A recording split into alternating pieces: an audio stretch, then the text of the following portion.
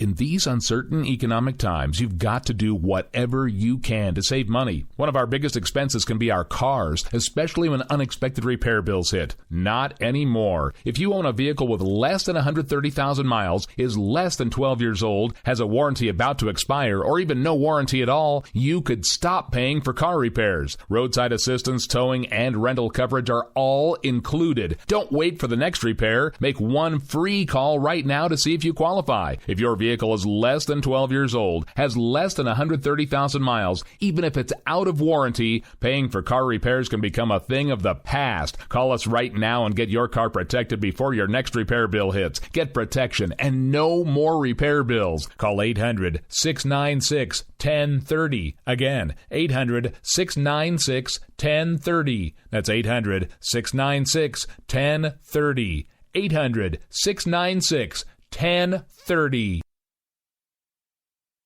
Joe had huge problems with the IRS. I knew it was coming. I hadn't filed taxes since 1990. All the IRS letters coming in added up to a nightmare. To get up to like $68,000.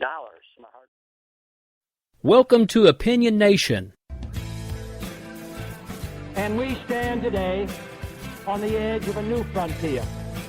There is nothing wrong with America that cannot be cured by what is right with America. What makes us Americans is our shared commitment to an ideal, that all of us are created equal. I, too, am America. Now here's your host, Bryce Robbins.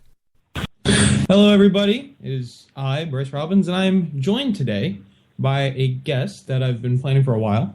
Her name's Carrie Wedler, and she has been made pretty famous on social media, some of her videos, but I'm going to let her introduce herself, so why don't you say hi, tell everyone who you are, what you're about, and what we're going to talk about today. Awesome. Hi, thanks for having me on. My name's Carrie Wedler. I got started on YouTube, actually, so that's sort of my main form of communication, but I'm also the senior editor for an independent news organization called theantimedia.org. You can tell from the name it's pretty anti-establishment, but we're all just activists trying to make a difference. Very cool. So I'm going to play a short clip from one of the videos that I found you from. Pretty clear by the name, how I became a self-hating Jew. And that's pretty much going to be the topic of discussion today, is going to be Israel, politics, and war. So I'm going to run the clip, and here we go. Why are children being murdered in shelters? You're biased. Assad and ISIS kill children all the time, and no one says anything. They just hate Jews, so they mention it about Israel. But doesn't Israel claim to be a democracy with humanitarian values? Hello, the IDF gives a 5-minute warning, which is plenty of time for, say, like a family of 5 to gather everyone in their family and a few of their precious belongings and try to hustle down a flight of stairs with other families also trying to run for their lives. And, it doesn't matter that they're bombing their homes and their livelihoods because they gave a 5-minute warning. It's humane. Where do you expect them to evacuate to when they're surrounded by the IDF on one side and the sea on the other? Human shields, human shields, human shields. There has been some evidence of Hamas using human shields, but do you really think all of the thousands of civilians injured and killed by hundreds of tons of American-funded Israeli bombs were human shields? You're defending Hamas, and if so, if Israel is the moral superior here, why must they fall into Hamas's moral trap? The civilians deserve to die. They were... All right, so I'll cut it there. I think everyone can get the point, kind of where you're going with that. So first, let me ask, what inspired you to make this video? That's a great question. Just for the listeners who don't know that was me having that entire conversation, how I became a self-hating Jew, it's just sort of a conversation, a recap of a conversation, multiple conversations I had with a lot of Israel supporters. And I made the video just because I'm from Los Angeles. I grew up in a very densely populated Jewish area, I guess. My mom's Jewish, so that would make me feel Jewish, even though I wasn't raised that way. But just being born into that sort of culture and that environment, you think Jews are good. And just, I was raised to think all people are good, not Jewish people are good, just human beings are good. But you see that Jewish star, you see it on a menorah growing up, you see it on a flag, you just assume well, that's my family, that's my parents, the Jews are good. Okay. And that was just sort of the mentality I had. You know, I had friends who had bar mitzvahs, bat mitzvahs. They went on birthright. They went to Israel. My sister went to Israel just a couple years ago on birthright. And so I sort of just avoided investigating the conflict because I just didn't want to know. I didn't want to know how bad it could be. I knew that there were issues. I knew there were human rights issues. I just didn't want to handle it. And then 2 summers ago, 2014, during Operation Protective Edge, it was just such a hot button issue. I had to look into it. I had to look into the history of Israel. I felt like I was doing a disservice to myself by being ignorant. And along the course of all of my research and the history I was looking into, I would bring these things up to people who were very, let's say, passionate on social media. I don't fight on social media anymore. I've learned my lesson. It's just not worth it. But at the time, I was trying to have constructive conversations with people, and I got called every name in the book. Like, I was called a self-hating Jew. I was called anti-Semitic. I was called violent, dangerous. I was a terrorist sympathizer. I was anything you could possibly imagine. That's what I was called. And I kept trying to think of a video idea. And eventually I just came to this. I was like, wait, I need to just express how people react to just the mildest criticism of Israel. And so that's how the video was born. Okay. So now, let me ask, because you used some pretty radical language, and you said, you know, I grew up not thinking that Jews were bad. So is your argument that Jews are bad or that Israel is bad? Oh, no, not at all. And that's the thing is, it's not that Israel is bad. It's not that Jews are bad. It's that from where I'm coming from in my experience, in my study of history, I majored in history. What I learned, what clicked for me after college when I first renounced my support for President Obama, was that it's not about a specific group. It's just the way government is. You know, it's not like the Israeli government is bad. It's government is bad. It's not Israel's corrupt. It's government is corrupt. And so, of course that government will be corrupt. It's not because Jews are bad. It's not because Israelis are any certain way. It's just that the Israeli government has the opportunity to exploit. And so, like any other government, it will. So, now, let me ask, do you think that there should be an Israeli state? A Jewish state? I mean, you know, I understand that things are the way they are. I know that one of my biggest difficulties is people saying that, you know, well, it doesn't matter if the Palestinians are there. What are we supposed to do? Give all the land back to the Native Americans or the Mexicans? And like, that was something that I encountered a lot, people telling me that. And my reaction is, I'm sorry, you have to compare yourself to a centuries-old government that violated people's rights in order to justify what's happening in 2015, 2016. Like, it just doesn't square with me. So Israel exists. You know, it's not going away. I personally don't. I have an issue with a country that was purchased through colonialism, because the British were imperializing that region when the Jews started buying it from them. And for me, that seems like blood money to me. You know, like how can you be okay with buying land that was stolen from other people? And I know that there's a debate as to whether or not it was stolen, but how many years are we going to go back? You know, at the end of the day, if there's a country occupying innocent human beings, I can't look upon it favorably, and I can't really lend it legitimacy. Just like I don't give the American government legitimacy. It's not about Israel. It's not about being anti-Semitic. It's just about not wanting people to be oppressed, including Jews. So this next question. So, you know, in the United States of America, and we are very similar in government to Israel. Now, if you lived in many other countries in the world, you wouldn't be able to do what you do. So, in that sense, why is it that you, rather than want to improve, it seems, government, you dislike it so much? Why I don't support government anymore? Yes, because what I'm saying is that it seems that in many other countries around the world, you would be, you know, you could be killed for some of the things you've done. So, my question is, totally. Why do you not support a government that gives you personal freedom and liberty? I mean, we can say that government gives me personal freedom and liberty, but at the same time, they're slaughtering a bunch of innocent people. I mean, the United States military bombed a Doctors Without Borders hospital and killed dozens of innocent people. So, yeah, I might enjoy some freedom of speech, but you can guarantee that it's being recorded into an NSA database. And I'm sorry, to me, that's not being free. You know, and like, I totally, absolutely am so grateful for the fact that I can say the things I do. And that's exactly why I still feel the need to. Because it's not like we live in a freedom utopia in 2016 in the United States. We don't. There's some really dangerous rhetoric going on, and there are a lot of people who support it. And that's the creepiest thing, is that, yeah, I can say what I want right now, and, you know, I'm not an Obama supporter anymore, but his reputation and his legacy is far too delicate for him to be black-bagging people, you know? Like, they're a little more surreptitious about it. They take notes, and they keep tabs, and they keep files. That's just the way government operates. It's not just Obama. Like, I learned that, too. It's not all his fault. But at the end of the day, it's all relative. The government is doing its best to keep us safe with the NSA to ensure that the land of the free and the home of the brave stays that way.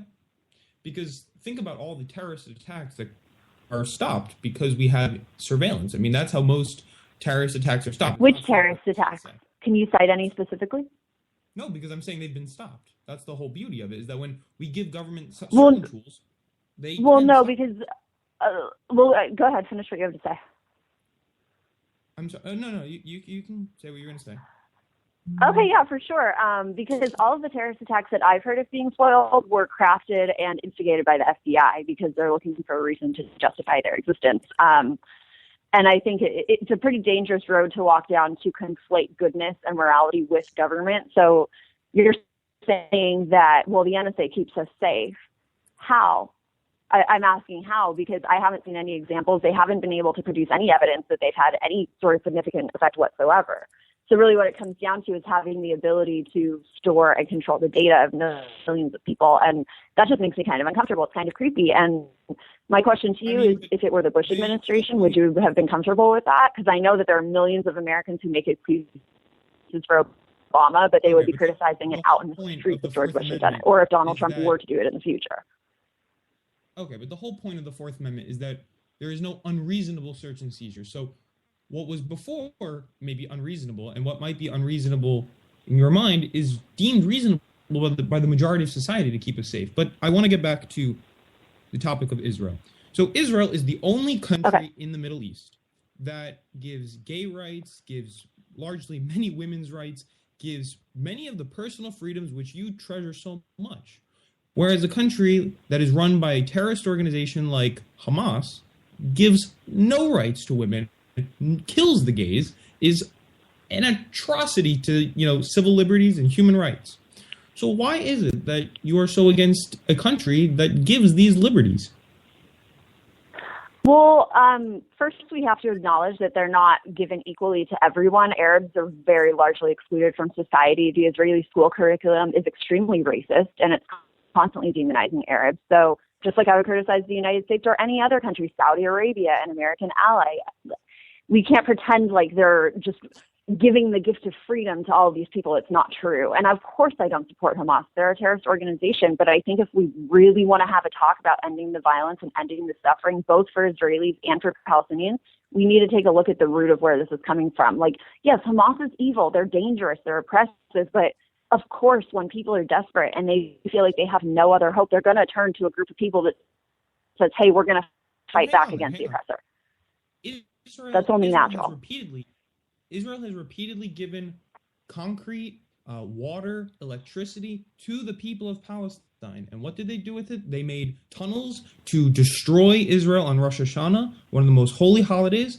They have repeatedly attacked them with the resources that were given. So I don't necessarily agree with the sentiment that Israel is depriving these people. Well, I think it is those people, those corrupt governments. Hamas itself is a terrible organization that is doing this to its people. So I don't know if I can agree. Okay, but why? Why are funds being used to build tunnels? We can't just pretend like these are happy, free Palestinians and the Israelis are just being so generous by giving them resources. Why are they giving them resources? Oh, that's right, because they're occupying them and they're blocking off resources. So from an international global perspective, PR standpoint, yeah, they're going to give them some supplies. This is not surprising. This is how an occupation works. And they're trying to glamorize it and make it seem like it's not an occupation. Now in 2000, it's an occupation. Under international law, this is not disputed. and Hamas rejected it and responded with a wave of suicide bombers. Now, I'm giving repeated examples of how Israel is giving in order to get peace.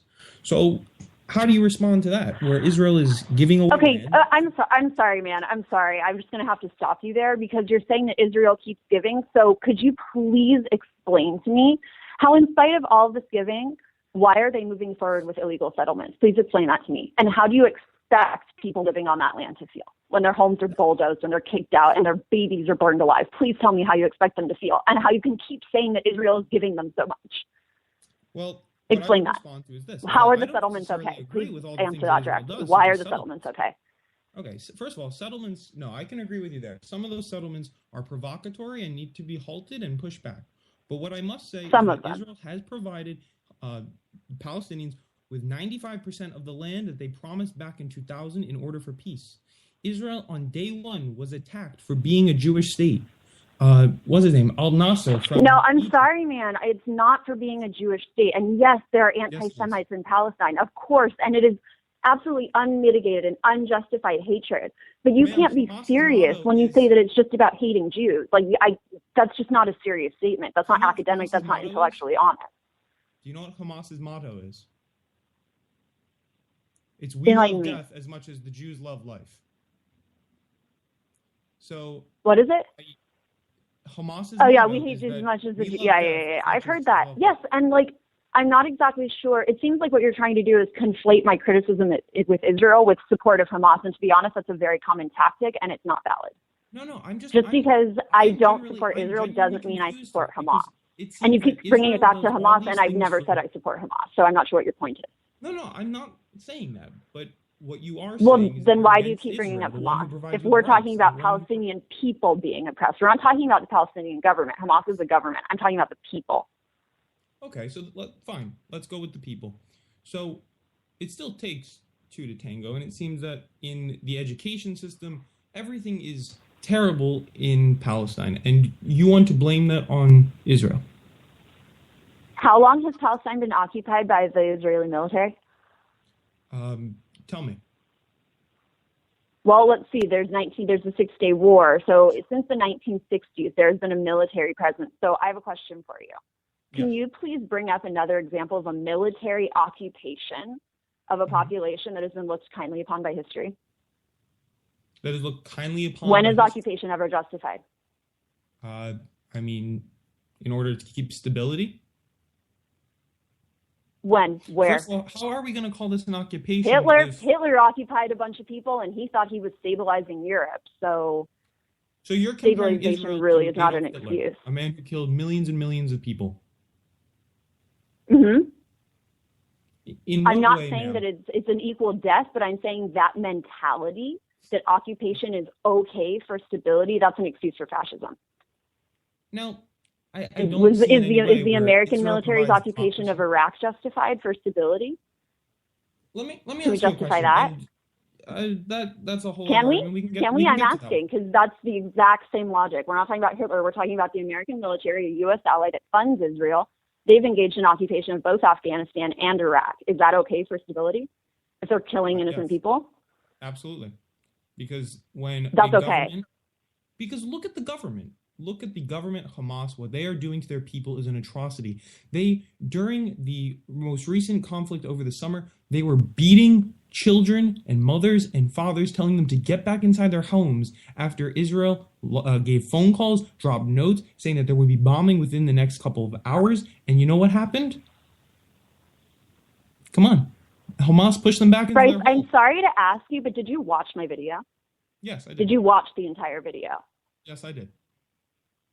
So why are you making excuses? Like, why are you pretending like Israel dropping little paper notifications that they're about to kill a bunch of people? Like, why are you pretending like that's the benevolent humanitarian thing to do? They're still killing people. They're still bombing homes. I'm not saying that. So you can blame Hamas all you want, but Hamas is a direct product of Israeli oppression. Yes, Hamas is terrible. So is the Islamic State. It doesn't mean that Western intervention or Israeli intervention had nothing to do with it. So if you want to focus on the consequence, that's fine, but you're not going to get anywhere. You're going to keep instigating the same problem. No, I definitely agree that the United States and the West has caused problems and instability in the Middle East, and I would not disagree with you on that. But what I am saying is who we should support now. And who we should support now, to me, seems to be the Western-style countries. So let me ask you this question. If Israel put down its weapons tomorrow and said, we will fight no more, this is a question that Dennis Prager asked on his show. And he came to the conclusion that if they did that, there would be destruction, bloodshed. But if these Middle Eastern countries and their people said, we will fight no more, there would be peace. What do you believe? I don't think it's that simple. I think that the intention of peace would be there, and I think that the vast majority of people, given their land back and given the opportunity to just be free and be with their families, they would do that. I've spoken individually with Palestinians who contact me because of this video. I've spoken to people with good hearts who don't hate Jews. And I make that very clear. This is not about hating Jews. Of course, if this were to happen tomorrow, there would still be a decent portion of the population, a strong minority, but a decent population that was still bitter against Israel. And that comes with the territory. I'm sorry. Like, we have to be, if we're talking about Israel, if we're talking about occupation, we have to look at the context. We have to look at where Israel gets its power. It gets it from the United States. And the United States, in turn, is very much Israel's lapdog. But at the end of the day, the weapons and the money come from the U.S. And if we're looking at the United States, I don't think you have any problem admitting how corrupt and screwed up the military occupations around the world have been by the United States. So we can't just pretend like we're in some vacuum and Israel is just this innocent victim. It's not like that. Israel is aligned with one of the most evil militaries in the world. Okay, what I don't understand here is you want peace, right? That's your ultimate goal here? Is your Absolutely. Peace Mm-hmm. out, right? Mm-hmm. Okay. Me too. Yeah. Now, a person who I don't really look highly upon was Ronald Reagan, but one thing that he did say that I agree with is peace through strength. Show your strength and we will have peace. And it seems that whenever we take the approach of everybody singing Kumbaya, people get trounced, people get walked on, and ultimately everybody ends up getting hurt. So, do we not need a strong military to have peace? There's a big difference between military and defense. There's a big difference between protecting your borders and protecting your citizens and going off and waging wars and taking territory that doesn't belong to you. So, yeah, Ronald Reagan's an idiot. I've never been a fan of Ronald Reagan. I'm a libertarian. There are some libertarians that worship him. I think I don't want to cuss on your show. That's just ridiculous. But peace through strength sounds like it's out of the book 1984. Come on. And Ronald Reagan was a huge militarist, and he ramped up the military. He had Star Wars. He was a violent president. So I just think it's dangerous to be quoting people that we already know are dangerous and had oppressive policies and weren't really concerned with the well-being of humanity. In order to preserve the peace, we need a strong military to defend our country, to defend our way of life.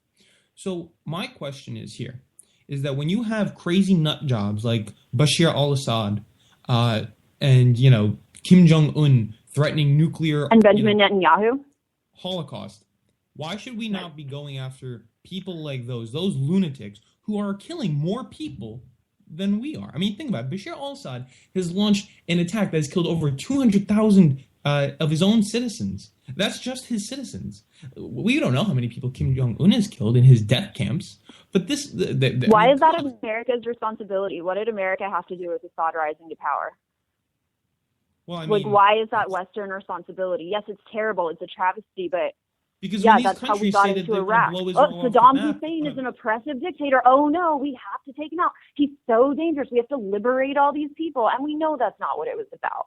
And it's honestly surprising me. You told me you're a Bernie Sanders supporter. He's pretty outspoken about intervention, although my biggest issue with him is that he's still talking about how we need to oust Assad. So I guess I'm not surprised that you're using the talking point, but ultimately all it means is another example of American intervention. And you're a smart kid. You know what the history of that is. You know the track record. So it's interesting to me that you're still sitting here saying that we need to go defend these people and that we need a strong military, because it's proven the military has nothing to do with freedom. Like, in what pace did the American military go liberate a bunch of people? The last time that happened was World War II, and there are some pretty vicious stories about American soldiers that most people don't even know. So there's a disconnect. I don't understand your logic here. And I would say the same. Now, but what I don't get here is that when the United States steps up, right? I mean, look at Bosnia. We gave liberty to all these people. In Iraq, no. You know what? The job didn't work. But let's not forget, we were in Japan for 50 years. We were in Iraq for 13 years, and then we pulled out prematurely, and we had intel that ISIS or a group like it would rise. Not ISIS itself. Yeah, and the military let that happen. So you want to trust that military to take care of you? The military do this. And they let it happen anyway. And you're still saying that they need to be entrusted with power? No, what? There's a huge hole in Do you your know how much logic. corruption there is in the military? Do you have any idea the billions of dollars that go to the Boeing Corporation just to manufacture bombs to sell off to countries like Saudi Arabia and to go bomb innocent people in Pakistan? This is not some happy, idealistic world where the military serves the people's interests and they're really concerned. The individuals in the military, yes, people join the military to protect people. But the higher-ups and the corporate lobbyists have no concern. That's not what it's about. So what should our role in the world be with our military? With our military, it's time to scale back. Scale back. And this is honestly why I have a problem with Bernie Sanders, because I was inspired by Ron Paul, and I've come to the conclusion over the years, I've been an activist for 5 years now, I've learned that there is no single person who can save the world. It's not going to happen. Ron Paul couldn't do it.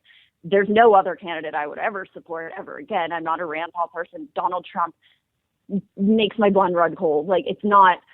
But at the end of the day, Bernie Sanders is still supporting the military-industrial complex, and we can debate that for 5 hours because I know any Bernie Sanders supporter would dutifully debate me on that. But the truth is, he's still talking about ousting leaders. He's not really talking about scaling back the military in any huge way. And if we want to talk about the biggest driver of terrorism, those are U.S. bombs. All right, hang on here. Those are U.S.-made Israeli bombs in Palestine. To close its doors and scale back on its military, Adolf Hitler rose to power in Europe. That was the last time that we decided we were going to shut our doors for a little while and go a little isolation-y. So... But that was the will of the people. That was actually the will of the American people. And Franklin Roosevelt defied that. He let Pearl Harbor happen. He told Winston Churchill a year before Pearl Harbor he would find a way to get America into the war. He defied the people's will. And then he dragged the United States into the biggest war it had ever been in. Is that just? The people didn't even want it. All right. On that note, we're going to go to break. If you could stay with us till when we get back and we can continue this conversation, that would be great. But we're going to go to break. All right, I'm Bryce Robbins. This is Opinion Nation. I'm talking with Carrie Wedler about Israel, war, the United States, and its military. So this is a hot convo, and stick around. We'll be right back.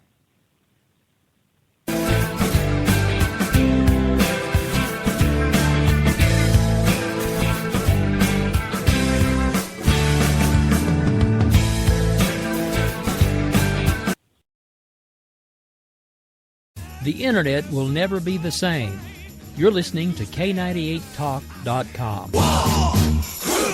Good God, y'all. What is it good for? Absolutely. Let's get started again. All right, guys, we're ready for our Four Seasons sunroom, and Daddy's gonna get a rec room with refreshments. Oh no, we'll be sleeping under the stars. Mom, what about the one with, the fun? Nice try, little bro. It's a gym.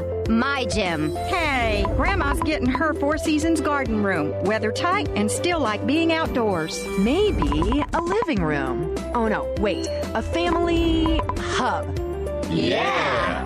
No matter what the budget, the season, or the climate, Four Seasons sunrooms let you and your family enjoy the outdoors inside. Call now to receive your free, no-obligation brochure from the premier manufacturer of sunrooms since 1975. More reasons for Four Seasons now. To find out more, call toll-free 800-928-7007. That's 800-928-7007. Call 800-928-7007 today. If you want to work until you keel over, have less of everything in retirement, or give back more of your hard-earned money to the stock market again, then just ignore me. But if you'd like to protect the money you save, receive a steady, predictable retirement income, and enjoy financial security for as long as you live, then listen to this. You can download a free report that reveals the wealth-building secrets Wall Street and the banks don't want you to know. You'll learn how you can get guaranteed growth, safety, security, and real prosperity without risking your money in the Wall Street casino. And how to get the money you need when you need it, simply by asking for it. This is the best way to have a 100% secure retirement and know your money will last as long as you do. To learn more about this method and to get your free report, go to 29security.com. That's the number 29security.com. 29security.com. Go to 29security.com. Not on my watch, our military service members say, as they volunteer to serve, as they move out, stand firm, and take fire. So not on our watch, we say, to the severely ill or injured veterans who can't get the care they deserve to live full and independent lives, even when there's no government funding or a nursing home seems like the only option. We won't leave one warrior behind. Not on our watch. Join us at findwwp.org.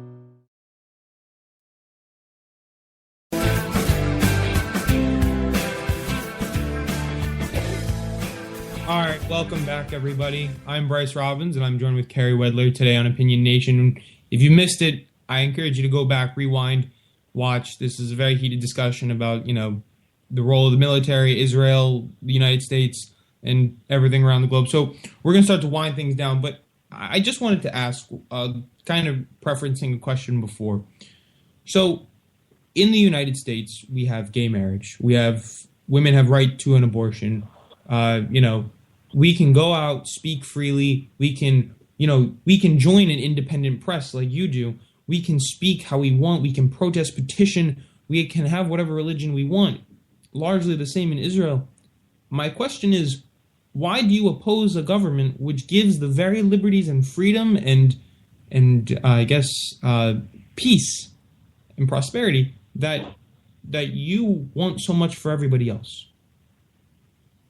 Well, okay, first we have to talk about what the right to protest really means, and it's really nice to talk about freedom of speech, and yes, relative to Saudi Arabia, we do have freedom of speech, but I think it's leaving out a lot to not acknowledge the way that protest has been criminalized in this country and in Israel. I mean, I just wrote a story about a 70-something, she's 58, I believe, 58-year-old woman, grandmother, protesting drones at Hancock Air Force Base in New York. She's arrested. Multiple people are arrested just for standing around protesting warfare. And this grandmother, this was in 2014, and she was just sentenced to a year in jail for this. A year in jail. And this is not uncommon. It's not like, it's not a guarantee that if you go out and protest, you're going to get beat up by a cop. But you see the way police protest, or police encircle protest. This is not free speech. When you have the government intimidating citizens, trying to shut them up, and using the threat of violence, that's not free speech. It's just not, and that's not how it used to be. Campaign, my mom, someone like Bernie Sanders, his campaign, right? He's moving all these people. Obama's campaign is moving all these people. I mean, there's a rally today for him in New York City. They're walking down to Union Square. I mean, not all protests need to be like Black Lives Matter protests that turn violent. Not all protests need to be like Ferguson. I'm coming from a very different philosophical standpoint from you, clearly, but as someone who is a fanatic Obama supporter, I'm sorry, but that was not a protest. That was a cult, and it really did very little to change this country. And I'm seeing the same thing with Bernie. I know you're going to hate me for that. I'm sorry, but I'm seeing the same hysteria and placing faith in one individual, and that's just irrational. It's just not sensible. But as far as Israel, Israel is the same way. People are cracked down on for free speech there. Not women. Well, actually, yes. Ethiopian Jews, women, have been forcibly sterilized in Israel. That's real. That happens. How do you justify that? Does that mean that all people have equal rights? Do all women have equal rights? No. And I'm not saying that makes them horrible places to live. I'm not saying that. I'm not saying that they're repressive regimes, but I am saying there are flaws, and we can't keep having this dualistic binary thinking where it's like, well, there's the evil Islamists and then there's the West, and we're free and we're good and we allow free speech. And then there's the evil Islamists who hate women and hate Jews. That's not how the world works. And I think trying to boil it down to being that simplistic really does us a disservice when it comes to really thinking up solutions and trying to come up with ways to move past this. So and I also just want to say, last thing is that you said that the government gives us freedom, and I just fundamentally disagree. We have our freedom as humans, and it's supposed to be the government's job to protect it, but that's not how it works. So we have to be really careful about using language that implies that we get our freedoms from the government. Nope, we don't. I agree with you. John Locke all the way. All right, let me ask you one last question and then I'll let you go. Okay. So the whole reason I found you was your video. It was titled Self-Hating Jew. So throughout this interview, it seems that we've established that you are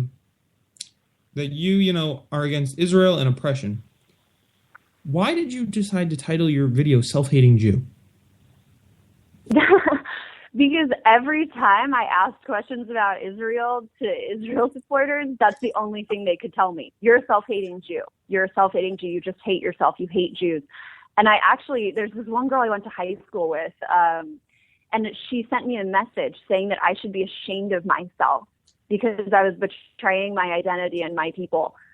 Never responded to any of the links I sent her, being like, well, what do you think of this? What do you think of that? Can you explain this to me? No response. It's just, you're a self-hating Jew. Block. Never saw her again on Facebook. And I just got so sick of people rejecting information and defaulting on a stupid name like a self-hating Jew. Like, that was just a word made up by Israel supporters to criticize other Jews who have questions. And believe me, there are a lot of Jews who have questions. Like, our generation of Jews in America is extremely skeptical of Israel, and it's because of all the things we've been talking about today. All right. Well, any last thoughts? Thank you so much for coming on the show. Why don't you tell people where they can find you? Sure. Yeah. Check out antimedia.org. That's my main gig. But you can just search Carey Wedler on YouTube. CareyWedler. Read the comments. That's always hilarious. You can just see the idea or the level of hate that's on the internet. If you want to know how I came up with Self-Hating Jew, just read some of the comments on my other YouTube videos. I actually disabled comments for that video just because I couldn't bear the violent language. But other than that, go check out my YouTube channel and see what I'm talking about. All right. Thank you so much for coming on the show, and I hope to Thanks for having me. Have you back in the future. Awesome. Have a great weekend. Thank you. You as well. Bye-bye. Bye. All right.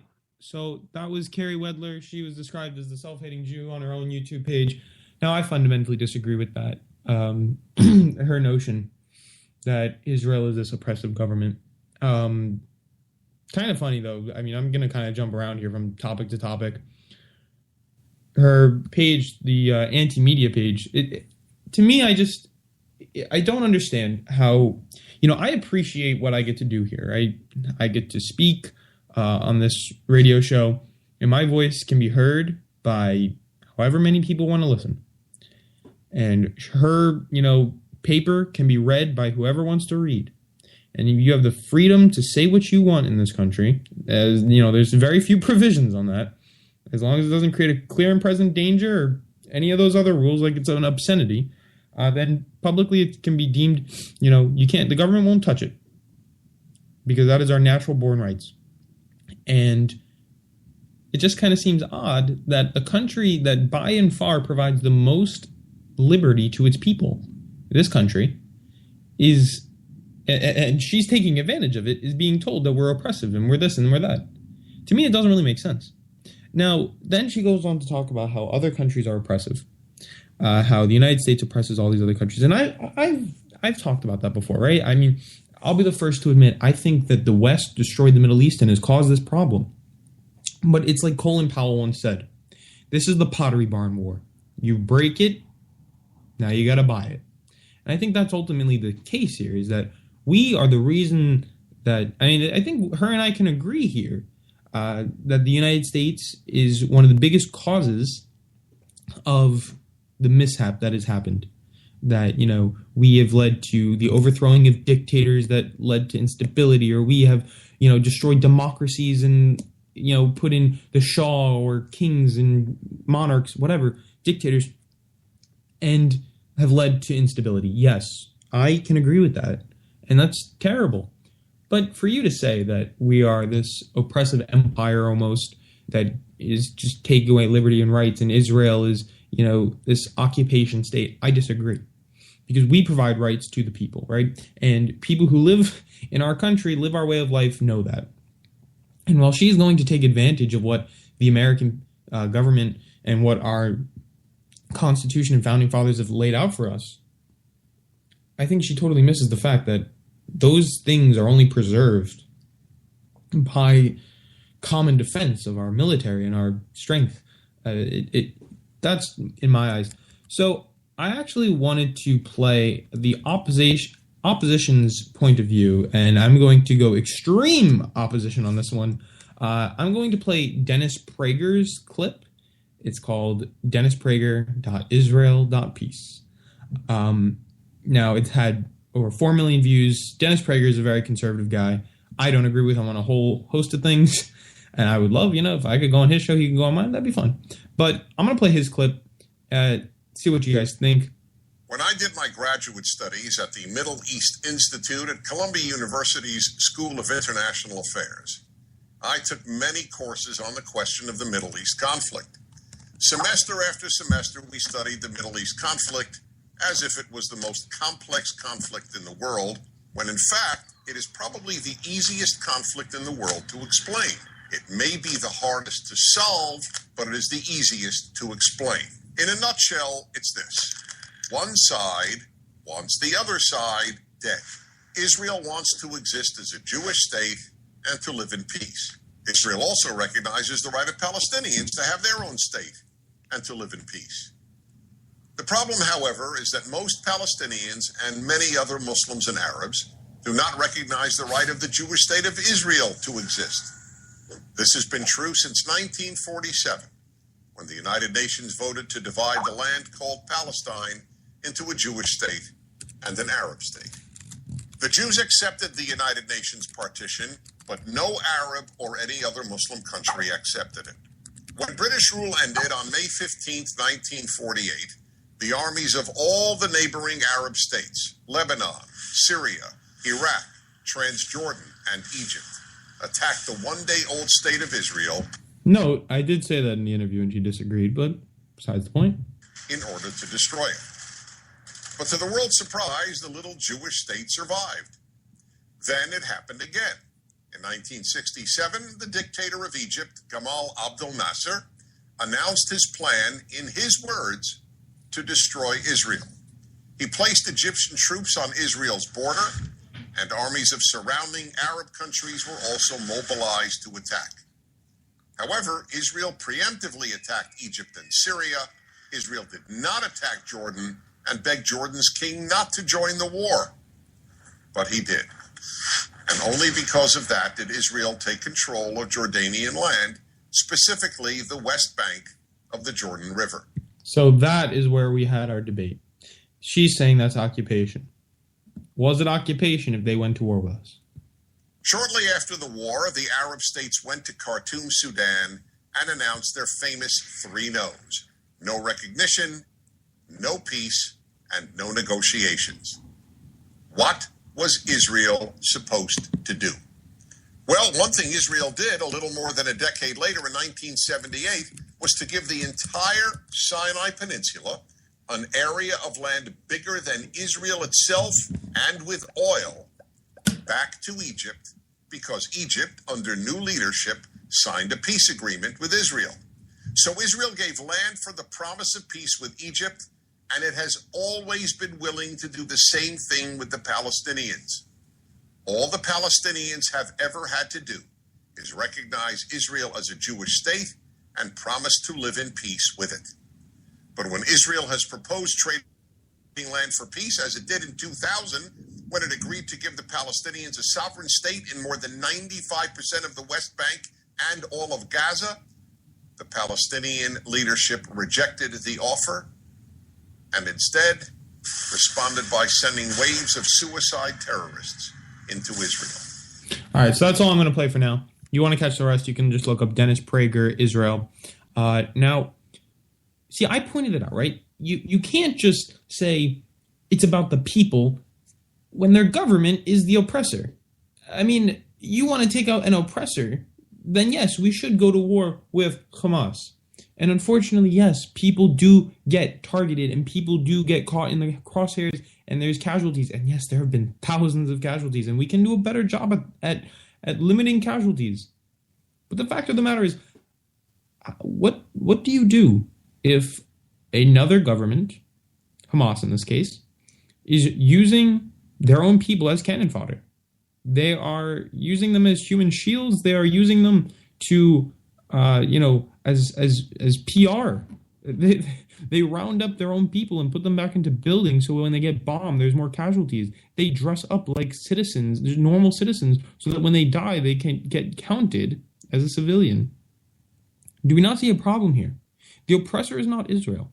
The oppressor is the sovereign state that has been voted to be a sovereign state by many European countries, Hamas, who in my eyes and the eyes of the United States government and the eyes of many other governments is a terrorist organization, hell-bent on destroying Israel and the West's way of life.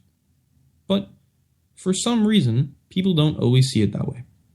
And in my eyes, it seems that what Ms. Wedler fails to understand is how precious liberty is. It is what you make of it. And when you trounce things like the NSA, as we do so often, as depriving us of personal liberties, that notion is ridiculous to begin with. Because what? Are we supposed to be blindsided? Are we not supposed to use surveillance on people? Of course we are. No, not 1984 where we have cameras in everyone's homes. But, I mean, come on. You gotta realize here, we live in a post-9/11 world, and what was once unreasonable is now reasonable. And for somebody to say things such as, that they're an occupation, that the NSA takes away our liberty, that we are not truly free, that is not true. I can go outside, protest, and she's talking about there's no protests. Come on. A protest isn't, Martin Luther King's protests were peaceful, and they were, treated terribly. That example, when people are getting hosed for peaceful demonstration, that is not okay. But when you are peacefully protesting, then it's a difference. Nowadays, at least it should be. So, I want to pose this question, and I want my viewers to give me your thoughts. Give me your thoughts on the positioning of the United States and Israel in the world. Should we actively pursue the role of a global police? I would say no. Should we stand away from everything and just kind of isolate ourselves? I also say no. I think there's often a truth is in the middle. And when you have countries such as Iran who say that their goal is to obtain a nuclear missile to burn Israel off the map, then you have no option. When you have suicide bombers coming over, there's no other option but to build a wall. There is no other option to box you in. And unfortunately, when people are subservient to a terrorist organization as a government, then yes, you have no other option but to face the consequences in this sense. Israel deserves a right to exist. Israel deserves a right to defend itself because it is a free state. If what we want is peace around the world, then it makes no sense to demonize one state that provides peace to its citizens and would willfully provide peace to its citizens who are Arab if they played by the rules. All right. So I'm actually going to, for the last couple minutes, because why the heck not? I'm going to have my friend call in. Just got to send him over the number to call in. But his name's Roberto, and I will kind of let him introduce himself as the head of the Mid-Atlantic state of JSA. So he's a very political guy. But I got to send him the number real quick. But anyways, back to the discussion of what I was talking about, if I could ever find what I'm looking for. Here we go. Just going to send this over to him. All right. So my point is while I wait for Roberto to call his numbers, today's discussion was very interesting. I mean, she's made some very good points, but I think she's too extreme. A lot of it makes no sense. So here we are, just waiting for Roberto. Hello, Roberto. Hey, Bryce, it's me and Ian. Oh, hey, Ian and Roberto. All right, well, these two are from JSA, Junior Statesmen of America, and I know that they've been dying to give their feedback on this interview. So I'll turn it over to you guys. What do you think? Could you run us through the bullet points of the interview, because our connection here is not exactly the best thing in the world. Yeah, so we talked about essentially, she says that Israel is an occupying state, that, if we want peace in this world and they are oppressors, so is the United States. Intervention is a bad thing, and that we are ultimately depriving people of liberty and freedom. All right, I'm going to have Ian give his opinion first since he's Jewish. Oh, really? Well, I think that things that Israel does aren't always that good. They have violated international law on several occasions. On the other hand, I think by the doctrine of self-determination, the Jewish people do have the right to a homeland. So I think that it needs to be genuine negotiations for a two-state solution. But I think the United States has on many times hampered those negotiations because they're actually, in many cases, the neoconservative establishment not interested in peace. They're interested in war profiteering, quite frankly. So I think if there's some way to make a genuine discussion for a two-state solution, I think that would be the long-run most beneficial thing. Oh, I agree with that wholeheartedly. And, I mean, they have come close and then fell apart, and that's been the cycle. But my problem with what her argument was is that Israel has offered that in the past. Israel has offered the two-state solution, has offered to give back land, has given back land. And every single time they're greeted with suicide bombs, and then we are supposed to feel terrible for these people, but their government is an oppressive regime of nutcases. Bryce, I'm gonna just say something here. I think that there's a mistake that your guest was making. That is that she's confusing the wants of the Israeli people against the wants of the radical Zionists, who basically drive Netanyahu's policy agenda. Netanyahu is nothing but an arm of the right wing of Israeli politics. There is a big contingent in Israeli politics that wants peace, that wants a two-state solution. That's something that really exists there. And the United States has brokered a lot of peace agreements between the Palestinians and the Israelis to achieve peace in that region. But I think that, and I strongly believe that, as long as Hamas and Hezbollah are the people who are leading in the Gaza Strip, in the West Bank, in Palestine, the peace cannot be achieved because you cannot negotiate with a terrorist organization like they are. Oh, absolutely. I wholeheartedly agree. Now, my question is, and I think this is where she was getting at, does the United States play a role in the world as the destroyer of freedom and liberty? I mean, throughout history, it seems that we've provided and created and assisted in creating more democracies than destroyed. I will not defend us in the sense that we've only created them, because obviously we've destroyed Iran and much of the Middle East. But my question is really, why is she trouncing the United States and Israel when we provide all these rights to our people? And we try to pursue other countries to do the same, but we can't help it if they don't. Well, I think, as Roberto kind of mentioned, it's sometimes the worst voices that speak the loudest on this issue. You have, Benjamin Netanyahu's Likud Conservative Party, along with, people like AIPAC in the United States, who I really don't think have any interest in peace. I think they're, quite frankly, bigoted and racist in their foreign policy. And I don't think they want peace. I think that they want dominance.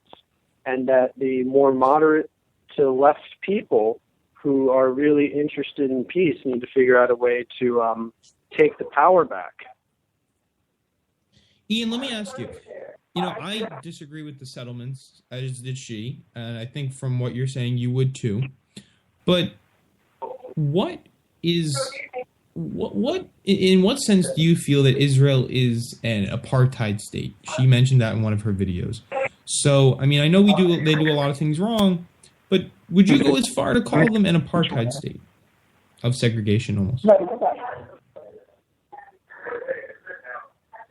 I mean, okay, so actually we have somebody here who thinks that Israel is an apartheid state. Her name is Maddie Norman. She's the chapter president of the Princeton High School Junior State Chapter. So, Maddie, why is Israel an apartheid state?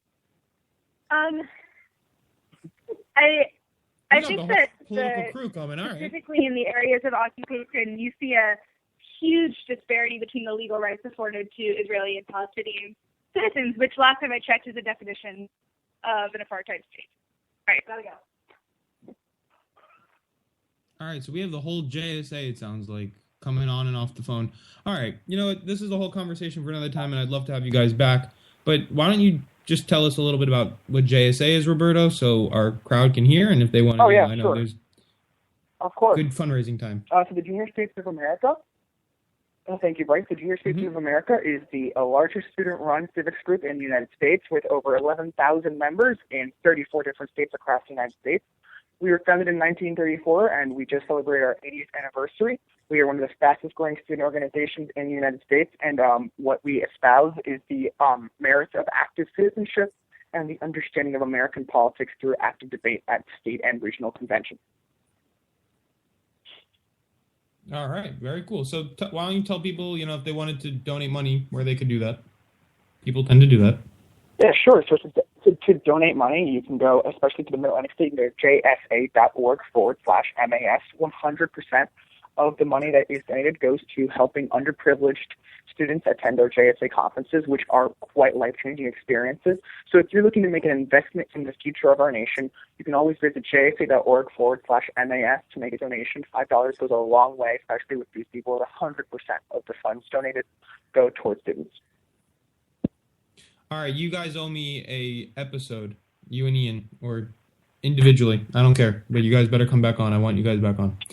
Thank you guys for coming on the show. I know we're going to wind things down in the next couple of minutes. Goodbye, brother. Have a good one, guys. All right, so you just heard from my friends Ian and Roberto. I've known Ian for the past couple of years just from JSA, and I've known Roberto since I was little. Always debating, always having fun, and I think that's the beauty of this country is that we can do things like that. And but I would still like the NSA to be there to, make sure we're not plotting any bomb threats or anything. And to me, that kind of makes me sound like Sarah Palin. But, oh well. Anyways, this has been an interesting episode. I want your thoughts, so why don't you hit us up on Opinionation on Facebook. We're nearing 9,000 likes, so come on, keep them coming. I just want a couple more, just a few more.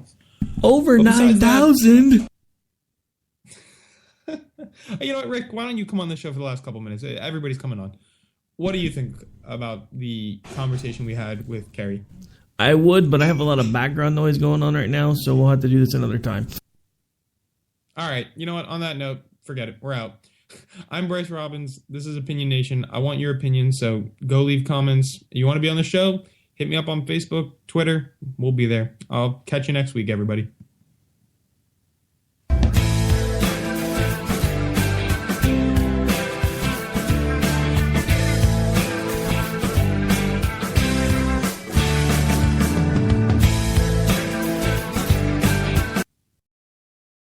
All right, guys, we're ready for our Four Seasons sunroom, and Daddy's gonna get a rec room with refreshments. Oh no, we'll be sleeping under the stars. Mom, what about the one with, the fun?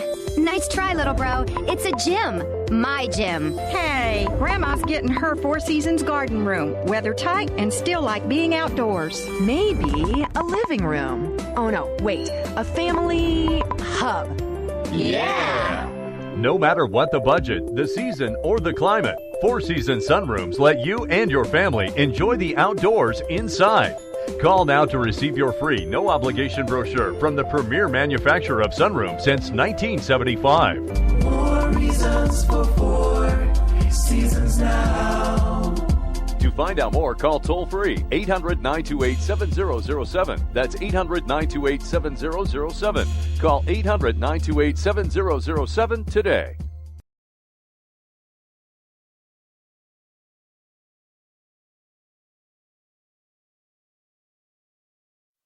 If you want to work until you keel over, have less of everything in retirement, or give back more of your hard-earned money to the stock market again, then just ignore me. But if you'd like to protect the money you save, receive a steady, predictable retirement income, and enjoy financial security for as long as you live, then listen to this. You can download a free report that reveals the wealth-building secrets Wall Street and the banks don't want you to know. You'll learn how you can get guaranteed growth, safety, security and real prosperity without risking your money in the Wall Street casino, and how to get the money you need when you need it, simply by asking for it. This is the best way to have a 100% secure retirement and know your money will last as long as you do. To learn more about this method and to get your free report, go to 29security.com. That's the number 29security.com. 29security.com. Go to 29security.com.